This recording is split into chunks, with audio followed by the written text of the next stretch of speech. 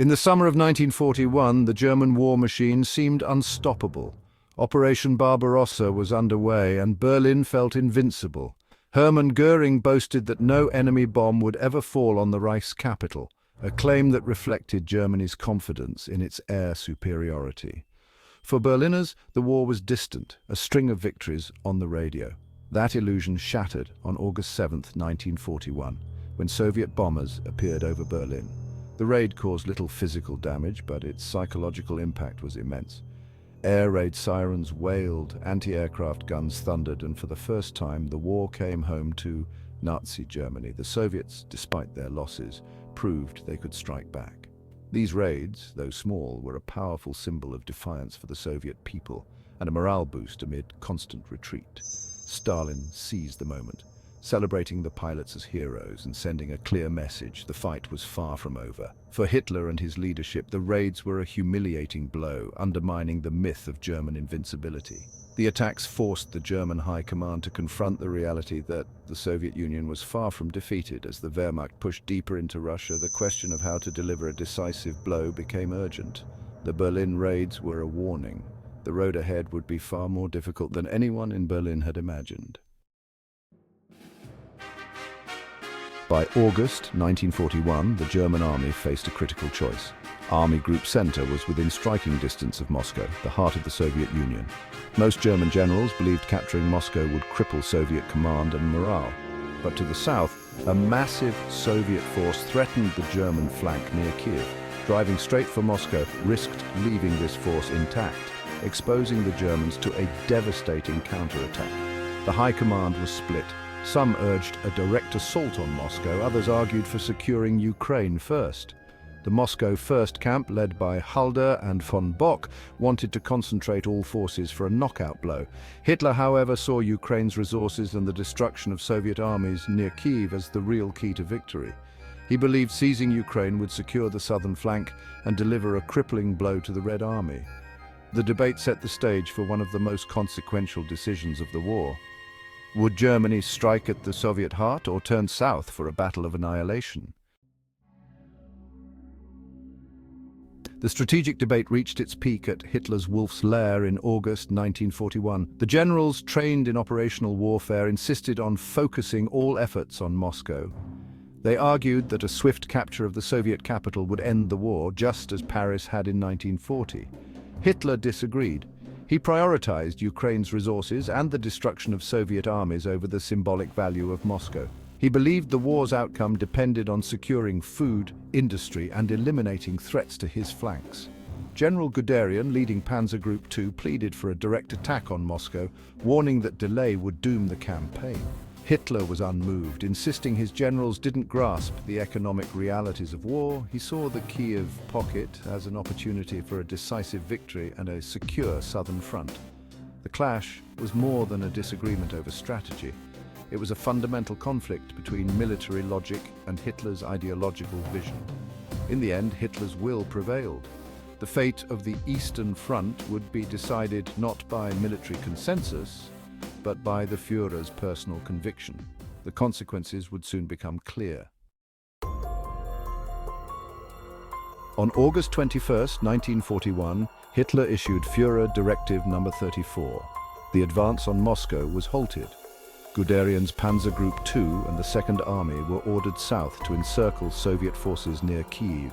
The generals were stunned. Halder called it a catastrophic mistake, fearing the lost time would doom the Moscow offensive. Guderian's panzers, despite his protests, turned south, linking up with Kleist's Panzer Group I.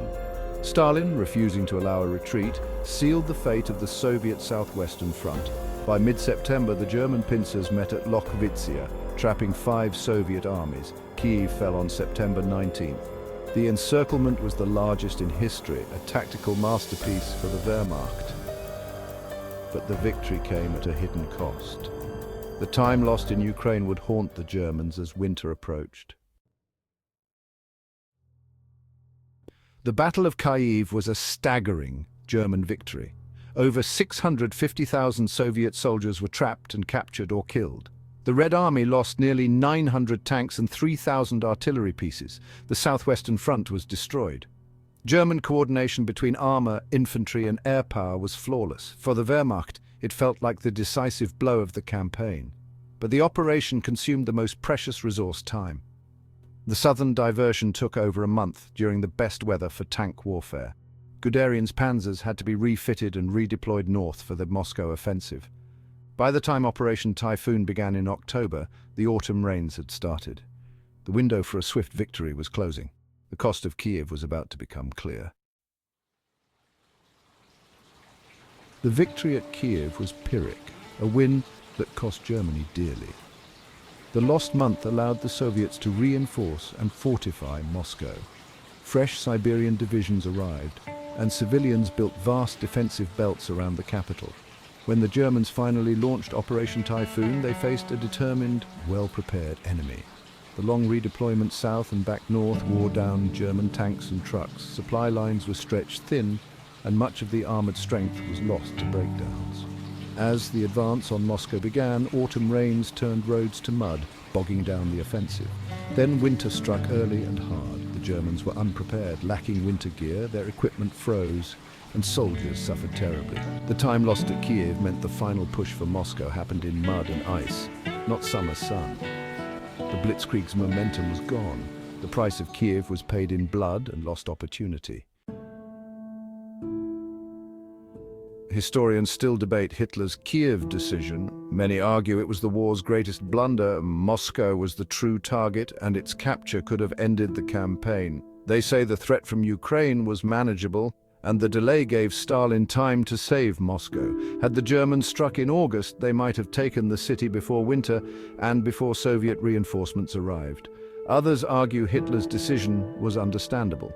Leaving a massive Soviet force on the flank violated basic military principles. Securing Ukraine's resources and destroying Soviet armies were logical goals. Even if Moscow had fallen, the Soviets might have fought on from the east. The debate remains unresolved. Was Kiev a fatal distraction or a necessary precaution? The answer shaped the fate of the Eastern Front. The Kiev decision cast a long shadow over the war. Operation Typhoon stalled before Moscow, and the Red Army's counteroffensive in December 1941 shattered the myth of German invincibility. The dream of a quick victory was dead. The war became a brutal struggle of attrition. Germany, unprepared for a long conflict, now faced a two-front war with the Allies. The defeat before Moscow deepened the rift between Hitler and his generals. Hitler's confidence in his own judgment grew, leading to even more disastrous decisions. The seeds of future defeats, Stalingrad, Kursk, were sown in the arguments of 1941. The Battle of Kiev was a tactical triumph, but it consumed the one thing Germany could not replace: time. Winning a battle meant little if it led to losing the war. Kiev's shadow is a timeless lesson in the dangers of confusing tactical success with strategic victory. The cost of that lesson would be paid all the way to Berlin. The decision to prioritize Kiev over Moscow was a turning point in World War II. It transformed a swift campaign into a drawn-out war Germany could not win. The Wehrmacht's tactical brilliance at Kiev masked a fatal strategic error. The time lost allowed the Soviets to regroup and defend their capital. Forced to fight through mud and snow, the Germans lost their momentum and their chance for victory. The failure to take Moscow ensured the war would drag on with catastrophic consequences for Germany.